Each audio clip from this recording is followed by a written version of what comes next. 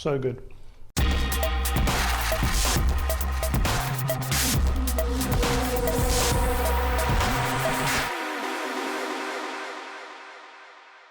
Hi guys, today I'm going to be making myself a super indulgent, very delicious macaroni and cheese. I'm going to start off with 4 cheeses. I've got my white cheddar, I've got some Parmesan obviously, I'm using this beautiful red Leicester. It's very rich, very creamy, goes really well with mac and cheese, plus I love that colour. And I'm using some Feta cheese as well, which obviously isn't classic, but it just adds a depth of flavour and a real creaminess to the dish, which I adore. Right, let's get straight into it. Okay, let's start by grating our cheddar cheese. Obviously it's mac and cheese, so you need loads of cheese. Right, that's my cheddar. Go in with my red Leicester. Red Leicester done. Right, red Leicester, cheddar cheese done. Parmesan goes straight into the sauce, as does the Feta. Right, let's get it started. Right, so I'm going to start with a little bit of oil now. I'm using the oil from my sun-dried tomatoes. And that's just a little bit of extra flavour that's going to go in. 2 tablespoons of butter, lots of butter for this dish. And just let that slightly melt up a little bit. Right, 3 tablespoons of flour. I'm going to whisk this in slowly like so. All right, flour's in, and let's give this roux a good mix up. And you just want to cook out that flour. Right, our roux's coming along now. When it starts to look like this, just going to let it cook out a little bit more. When it starts to look like this, you can start adding your milk. And you just want to add your milk a little bit at a time. And just keep the whole thing moving and keep it stirring. Yep, and as soon as it absorbs that milk, just add a little bit more in and just keep whisking. Just keep whisking until you got this beautiful velvety texture. Just going to make the base of a beautiful cheese sauce. Right, this is the perfect consistency. We're ready for a nutmeg. So I'm going to get a whole nutmeg. I'm just going to grate it directly into my cheese sauce. We want about half a nutmeg in this. We're going to go in with some pepper and give that a good whisk. Let's go in with both of our cheeses. Red Leicester and cheddar, and I'm just going to give this a good hit of our Parmesan as well. Right, let's give this a good stir, and then we're going to go and put our pasta on. My cheese sauce is going to be done in about 3 or 4 minutes, so it's a perfect time now for me to put my pasta on, so I'm just going to go and do that now. Right, our sauce is going to take about 7 minutes. I'm going to salt my water, lots of salt, and I'm going to throw in my macaroni.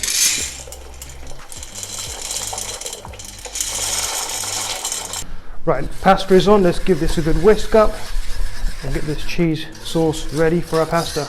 Right, it's been 3 or 4 minutes. I'm taking this off the heat. So now this is done cooking, because you don't want to boil that cheese. And what I'm going to do is I'm going to get some of my beautiful Feta cheese, right? Feta is in nice chunks, crumbled up. It's going to go straight into our sauce. All right, let's stir this in. And the Feta just adds like a depth of flavour and a creaminess, which you're not going to quite be able to figure out what it is, but it's so good. Right, Feta is amalgamated within that sauce. It's made it rich and creamy. We're ready for our pasta. Straight in with our macaroni, and there's going to be a little bit of that starchy water as well, which I want to go in as well. Right, let's give everything a really good stir, and just kind of fold that pasta in with that sauce. Okay, so we've got these beautiful little ramekins, and in the bar we serve our mac and cheese in these, so I'm going to do them like this today. And they just, for some reason, I just prefer the taste. I just think they're so much more tasty when they're in these ramekins. Right, just go in with your pasta. Nice healthy portions. Right, I've got 4 healthy portions here, 2 of which I'm going to cook now, and 2 I'm going to let cool down, refrigerate, and then eventually freeze, and those will make a fantastic, indulgent, delicious meal for me midweek on a day when I come home late and I don't want to cook. Beautiful. Right, let's bake these.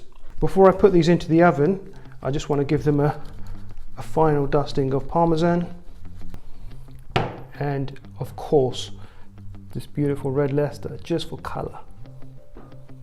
Why not, eh? Right, these are going in the oven on a gas mark 7 for about 12 minutes. Right, our mac and cheese is baking in the oven. We've got 12 minutes till that's ready. So let's start off by just making some breadcrumbs. I've got some really stale bread here, which is perfect for breadcrumbs. And I just want to get this into my food processor.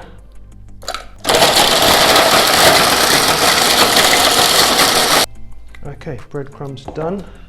Okay, so I'm going to start with some more of this sun-dried tomato oil. And this is what they call poor man's Parmesan. So in Italy, when they couldn't afford Parmesan cheese in the old days, they'd use breadcrumbs and they'd mix them with herbs and whatnot, and that would be their topping for their pasta. Let's throw some of this beautiful bacon in. Right, let's let our bacon cook out with those breadcrumbs, and I am going to add just a touch of garlic. And just let that garlic and the bacon and the breadcrumbs just kind of amalgamate together, get nice and crispy. Right, our garlic is doing its thing, our breadcrumbs are getting nice and crispy, our bacon is cooking. Let's add some basil. And we're going to go in with some pepper, a touch of salt, not too much because the bacon's quite salty, and just a touch of dried oregano. And this is going to make the most delicious, perfect topping for our mac and cheese. Can't wait for this. Okay, so our poor man's Parmesan, our breadcrumbs and our bacon are looking good. I'm just going to take these off the heat now and just let them chill out to one side. Okay, so our breadcrumbs are going to go into a bowl here just to cool down. Right, so these look delicious. They just need one more thing. Yes, you guessed it. Parmesan. Further Parmesan in our breadcrumb mixture. Right, I'm going to leave this to one side while I check on my mac and cheese. Okay, so if you've ever had mac and cheese, you know you've got to let it cool down. You've got to let it chill because you just burn your mouth and you won't get all them flavors. So I'm just going to let these sit for about 10 minutes before I add my breadcrumbs. Right, taste test time. Can't wait for this. I'm just going to top this mac and cheese with those beautiful breadcrumbs. That little salty bacon kick with those extra herbs. Right, let's get stuck in. Beautiful, beautiful. Really good, so good. Those breadcrumbs at the top just make it so much better. Guys, I'm gonna go and pour myself a glass of wine, sit in front of the TV and just devour this. This isn't just delicious, this is absolutely effing delicious. Gotta try this one.